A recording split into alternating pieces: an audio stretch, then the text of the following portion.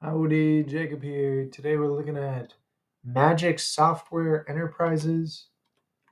So, $485 million market cap, $435 million enterprise value. Their net debt has more cash on hand than debt, so that's good to see. 6.65% dividend yield. That is a good amount. 47% insider ownership. Wow, we're seeing that the insiders of the company own almost half of the market cap. That's great, or half of the outstanding shares. That's great. So, humongously growth company. Oh my goodness. 14% year over year, 13%, 7%, 14%, 28%, 10%, 14%, 14%, 29%, 18%. That is just astronomical.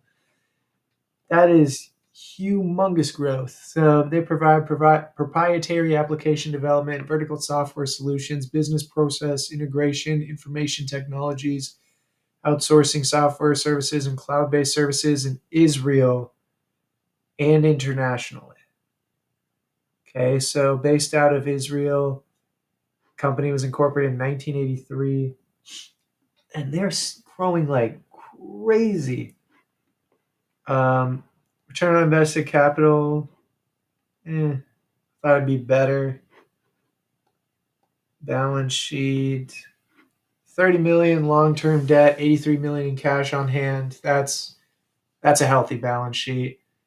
So they have 249 million in current assets, 229 in all of their liabilities. That's comfortable. This is that's a good sight to see. Again, we don't bring into consideration balance, or we don't use balance sheet in our present value calculation, but we do have to use it to think if we're investing in the company, and maybe it affects our interest rate. But that's a healthy balance sheet, more cash on hand than long term debt, and more total current assets than debt total. I thought there'd be more stock based compensation, especially for a company that has insider ownership of roughly 50%. But the fact that it's only 4 million and they're still producing almost 50 million, 5 year average, let's say 40 million, payout 25 million, so payout of over 60 to 65%. For a company growing so much, it's just crazy that they pay out so much in dividends. That is crazy to me. So it looks like with their excess cash flow, they make acquisitions. So they use acquisitions for growth, clearly, but I mean they do a great job. It looks like I didn't see.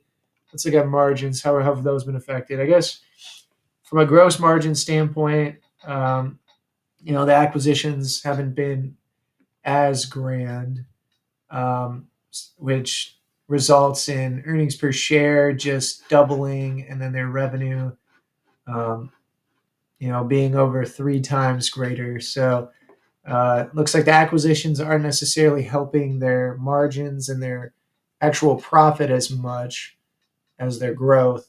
But if you can grow 10% a year and still on revenue and still grow margin, your profit 5% a year, 6% at a PE of 12, that can still be absolutely attractive. So this will be an interesting one. Probably this is definitely the most growth we've seen so far, and by far the most growth I've seen for a dividend company. I mean, I don't know if I've seen a dividend companies who are growing so fast.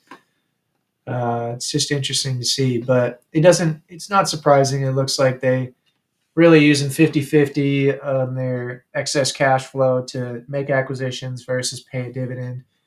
Um, it's roughly 50% each. So I think that's all fine and dandy.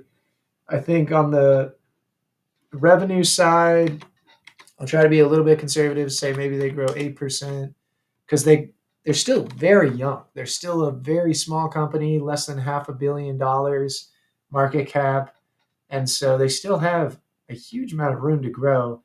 And it looks like that they've historically been pretty solid on growth through acquisitions. Again, that will affect my margins because we can see that their margins have um, gone down over a 10-year period. But I mean, the operating margin has been pretty consistent since 2016 in the 10-11 range. It's just the gross margin that's dropped off pretty heavily, but I'll still probably be a little bit conservative on the margin side. So maybe I'll do 6% net income, 8% free cash flow, share change. I'm assuming these are advisory shares. They're out of Israel, so they usually keep those relatively flat. I mean, an 8% growth company, yeah, they're going through acquisitions, but without looking at the actual 10K, 10Q, I don't know how much is acquisition versus internal. And their acquisition expenses hasn't been too grand. So I'm assuming that there's got to be a lot of internal growth here. I might say 16 on the P, price to free cash flow at the end of 7 years, saying, you know what, they still got a good amount of growth ahead of them organically. That should produce a P and price to earnings and price to free cash flow greater than the market. And although their return on invested capital isn't too much greater, the actual growth of the company can make up for it. And 15% return, yeah, all right, interesting. So we're seeing that the company is a buy right now, and that's even saying that the dividends aren't going to grow. And I would say that I could see them grow their dividends 3% a year. So yeah, there's going to be a company I'm going to be looking more into because it's above uh, the current, or 15% return looks like it's above the current price. So I'll be coming back to this, doing a deeper dive, hopefully in the next week or two, and we can see whether these assumptions hold true and make sense. And yeah, I think personally, if we're looking at the dividend yield screener, 6.6%, they can easily afford it. It's just whether we're gonna have to look at those acquisitions, and that's a tough thing to view for 10K and 10Q because you don't know. Obviously, if they have a history of good acquisitions, then you can presume that in the future. But it's easier to assume organic growth just because management changes sometimes, this and that. But the fact that insider ownership's almost half of the shares outstanding, that's going to be a positive for investors as well. So yeah, I'll come back to this company. It was great looking at it, and I hope everyone enjoyed. So have a good rest of your day. Thank you.